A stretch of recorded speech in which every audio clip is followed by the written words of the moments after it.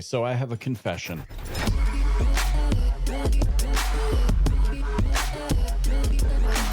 This is Auto Collabs. And the confession is, and I think the two of you will get Is this really the place? I have to pick a bone because I feel like Auto Collabs has become Michael's confessional. Michael Cirillo confessional. I'm gonna get like the confessional thing and put the priest collar on. Like, go ahead, my son. Right. my confession. I think you guys will understand this one. Not totally out of left field, because I know you're both sound engineers. I know both music production. Like I have, we're all sound engineers here. Okay. What? I sing people's names to remember them. I don't think it has anything to do with sound engineer. Yeah, because it's like yeah, Lindsay Ciavattone.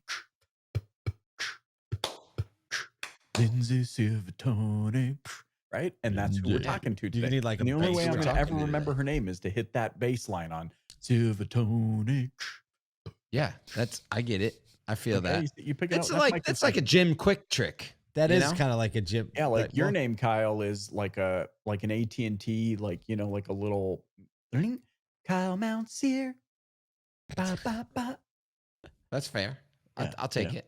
Well, I mean, Jim Can Quick. you record that for my LinkedIn audio thing? Just need that. I see a freeze frame at the end of that. Dun dun dun. Right, like breaking through a wall. You need to make that as ringtone. That's perfect. This is sideways. Why do people even listen? Well, here's to the this thing. show? Speaking of LinkedIn, we scoured the LinkedIn of Lindsay because I can't wait to ask her some of the questions about her history in auto. We've gotten to know her a little bit over the years, but it's always great to see new faces around the ASOTU-verse. So we hope you enjoy this conversation with Lindsay. I got it now. I got it.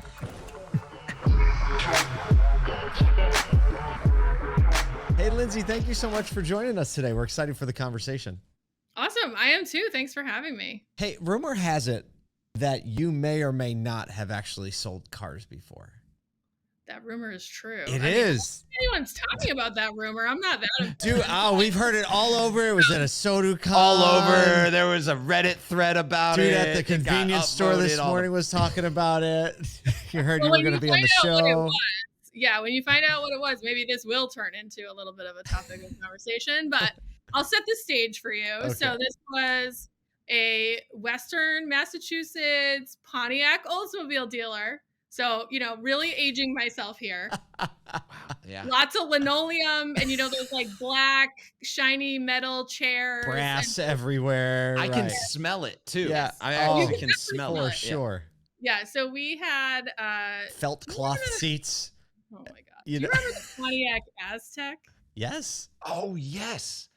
So why do we keep making cars that look anything similar? I don't think to that, we do. That was a pretty unique one. Well, looks like the Aztec. I remember being in the dealership and we had the concept car poster on the wall. And I was like, that's pretty cool. And I mean, I'm 17. I know nothing, right? Like this is I started at that dealership to like make phone calls to people. And I was like, oh, that's kind of a cool car. Car shows up on the lot. And I'm like, what the hell happened? Like from concept on the poster to real life. So we had a couple in our loaner fleet, which our loaner fleet was probably like 4 cars, And so I sold the cherry red Pontiac Aztec with 20,000 miles on it out of the loaner fleet. That was a very exciting moment for me. So it was it was a good time. Whenever I think of, so you sold that car. How long were you selling cars? I mean, I've sold cars for years. Do you tell people about this? I feel like you don't tell enough people about this. I have this thing whenever we have a guest on the show who is maybe she does. You don't know her whole Did history. Somebody just say Pontiac Aztec.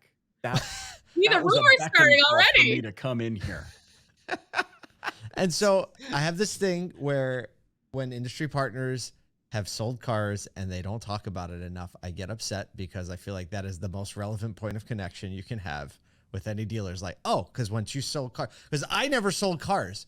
I helped service cars and I worked in the back, but like there's a thing because like I sold cars and they just kind of look at him a little differently than they look Lindsay's at me. like, it's actually how I start every call. You're just angry. Yeah, no, I don't think she does. And whenever I think of an Aztec with that red color, all I think of is the hood of a Pontiac with no clear coat on it anymore. I don't know why. That's right. I mean, and somebody is still out there hosing out the back. Like there's one out there, someone's like hosing out the back, Check getting this ready out. for the weekend. Like it's What a happening. hoser. Oh, there's the Canadian showing up. You got your Wow. green card now. Leave us alone. Oh yeah, right.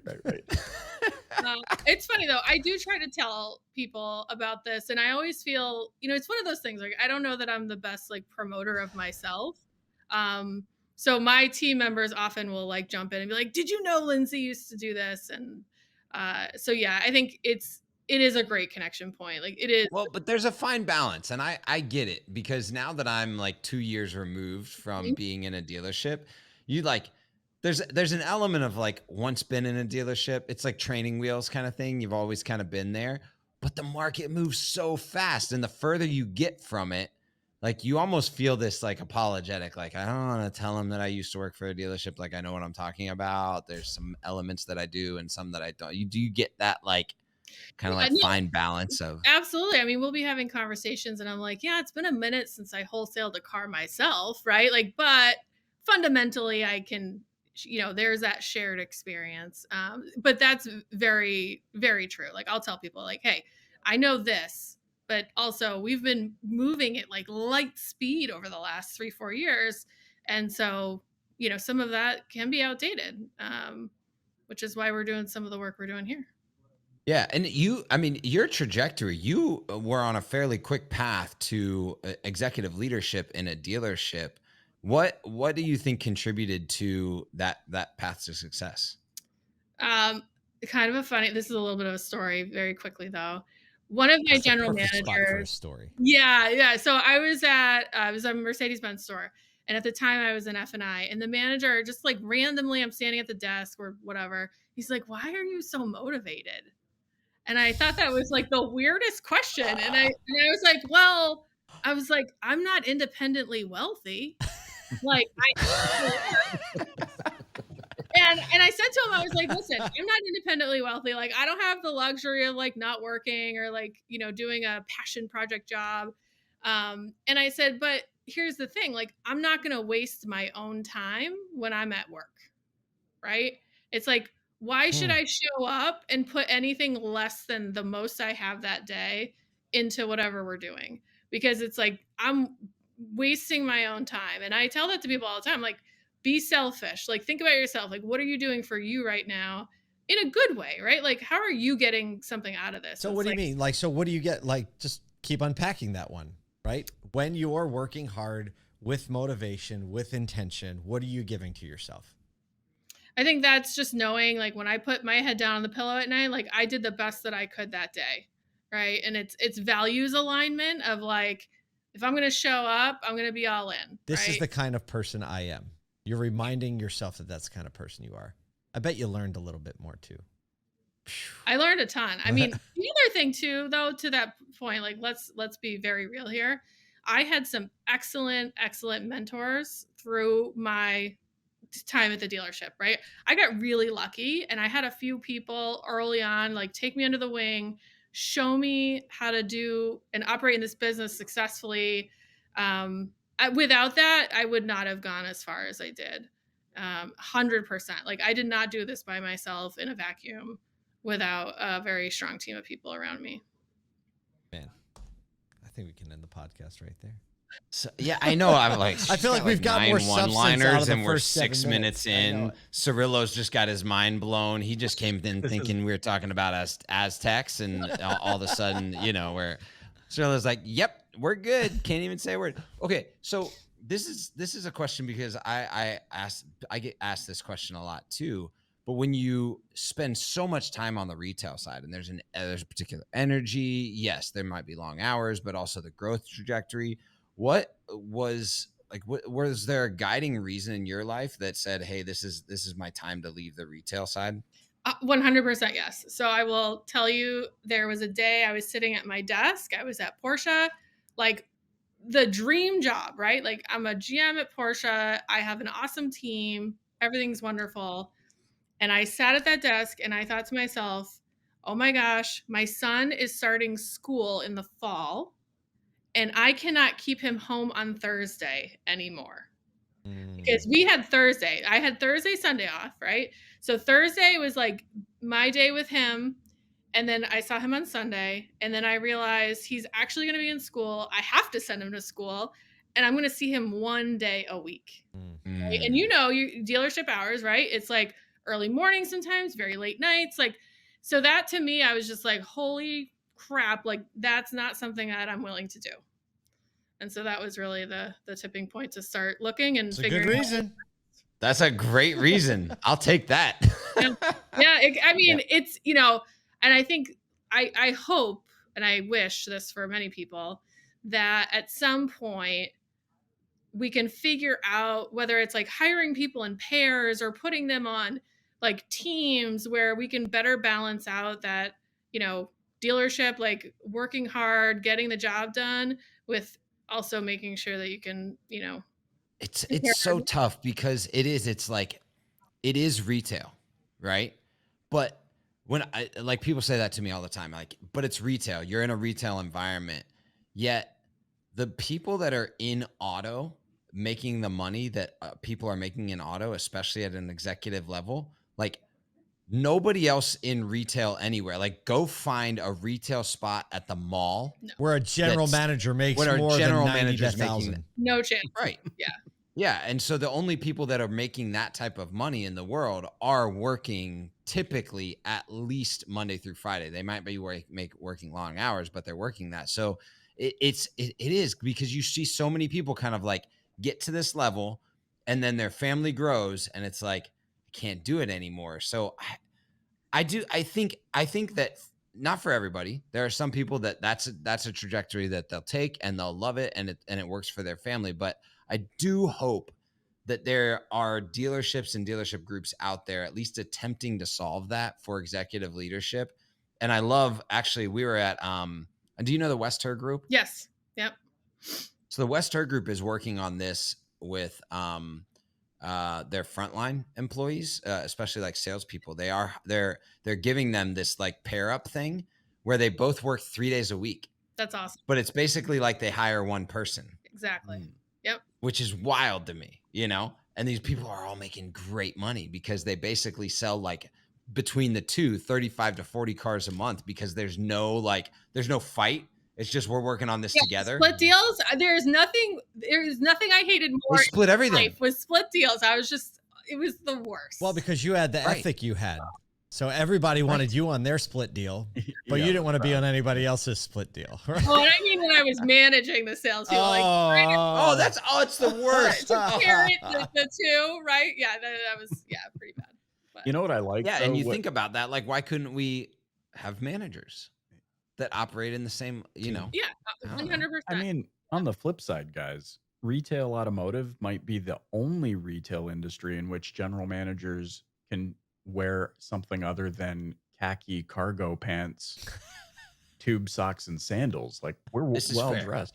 But This is fair. I was going to This say is though, you know, to the point you were making about family, one of the things I love about automotive is what you've just shared kind of actually contrasts the, you know, this adopted hustle grind till you die till your eyes bleed narrative that's out there that we see all the time on social, which is actually retail automotive. There's space for everyone for all different definitions of success. You're saying, hey, family's important to me. I'm going to find it now. There's a trajectory that I can follow to pay attention to the things that I've deemed are most important to me, and that you're doing it well is just, I think, a huge show to the world. Like, hey, there's space here. You can architect your own growth, and you can achieve whatever desired outcome you want to achieve. So I think that's a special kind of underscore to what you just said. Yeah, that's a great point. I would say too, though, the barrier to entry in a dealership is, would you say, fairly low, right? Like Yeah, we cargo Right. pants and tell tube socks. people, we're ready to train people. We jump in. But for the surrounding parts of the industry, much more difficult. And I think overall, like hiring practices are evolving and those things are becoming better. But for somebody like myself, I'll just be very transparent. I don't have a college degree. I didn't have that opportunity. It did not work out for me. I also have ADHD, which I didn't know until like 3 years ago. So I spent the majority of my life, it was just like a complete pile of crap. Explains so much. Right. And so for somebody like me to say, hey, I want to go outside of the dealership and I want to, you know, branch out a little bit. I want to go to some other place, like a little bit more difficult. But I agree. I mean, this industry is so exciting. It is so much fun. And there's definitely a place for everybody. And it's just figuring out how to put all the pieces together. It's great. Now I have to get to this because I would be remiss. Now you're obviously with Car Gurus. You've been, you know, you've had some time with Ally and now with Car Gurus. But one thing that always strikes me is when you start to get into like what a company actually does and get to know the people in it, it's typically a lot more expansive than just the like general knowledge side, like Car Gurus, third-party listing site, right? Now, the people that know Car Gurus might know that there's like ads capacities and a lot more going on like behind the scenes or the ability. But I want to zero in on one thing because you said something that I stopped you basically mid-sentence right before we got on the podcast about where maybe one or more of your employees actually work. Yeah. Tell me about that. So I'll give you a little, like, I'll set the stage. Give me the backstory and then jump in. Yeah. So I'm on the commercialization team. It's a long, stupid name, but anyways, so we're on the commercial side of the business. We primarily focus on digital retail and wholesale parts of Car Gurus. Very exciting place to be. Feeling very like we on this side kind of operate in more startup mode than like our listings and core business does. And so when my boss was hired, which was a few years ago, you know, he came over from many years of experience at Amazon and immediately said, like, we need dealership subject matter experts. Like, we need to get these people in here to help us build what we're building. And so one of the first roles that he hired for was mine. And lucky enough, I was able to get in on the ground level. And when I built out my team, I would not concede to this at all. The requirement was that whoever I hired had to have worked in retail automotive, like hands down. The majority of our organization, of course, that is not the case. Like we do have people here and there that have come out of that environment. But my team is comprised completely of people who've come out of retail automotive. Wow, and we're doing some super exciting things. And actually partnering very deeply with a few dealers where they are 20, like all week, they're sitting in a dealership working with the dealer to achieve the goals that they've set out. And so we're learning a ton. Like we are hungry for insights and learnings so that we can drive better product, we can drive better enhancements, we can be more connected to our dealers than ever before.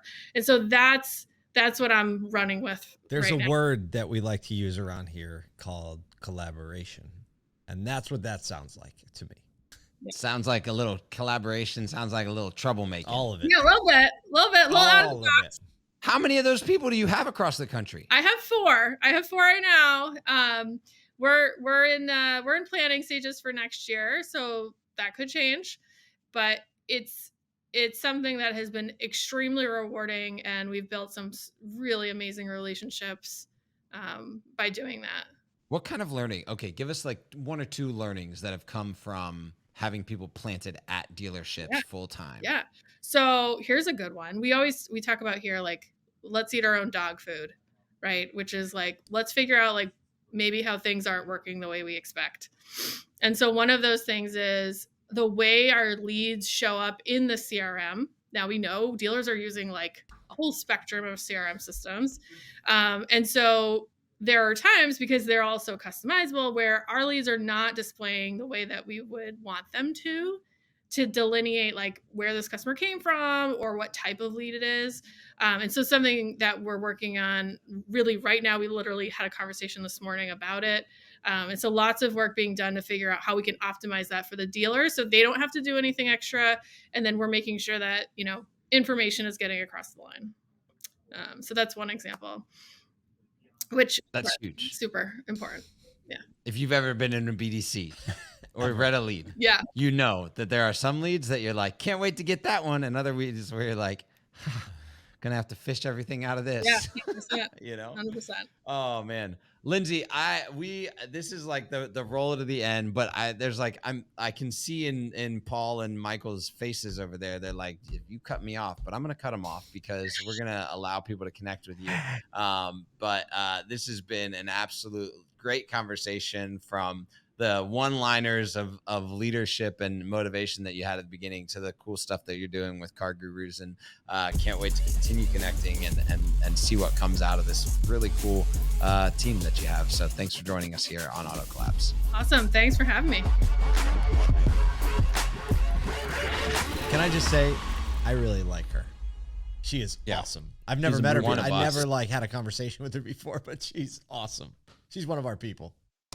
Easy. This is that time where you know, and this is why I love Auto Collabs so much, because you've got small companies, big companies, small dealerships, big dealerships, people all over the country that you either think you have nailed, or you've met someone and it gives you a perception of a company or of an organization. And then you open up this sliver, right? Because Car Gurus, and I think everybody at Car Gurus would notice that there's kind of a split audience on the perception of these big brands like that, and that probably comes with any brand.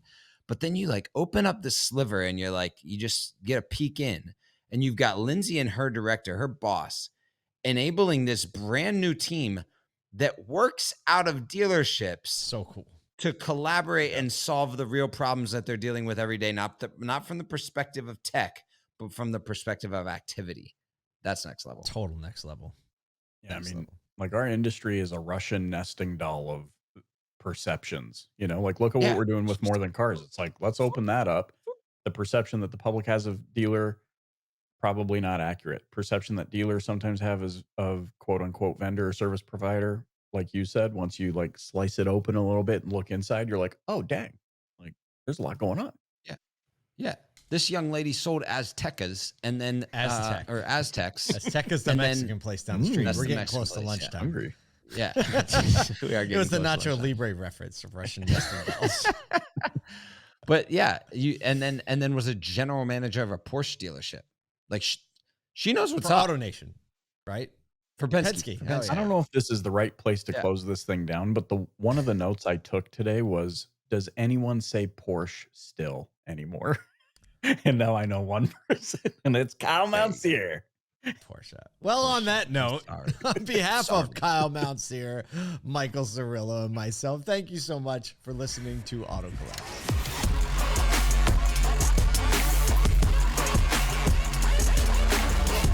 Welcome to Auto Collabs. Why are we recording? Are we rolling?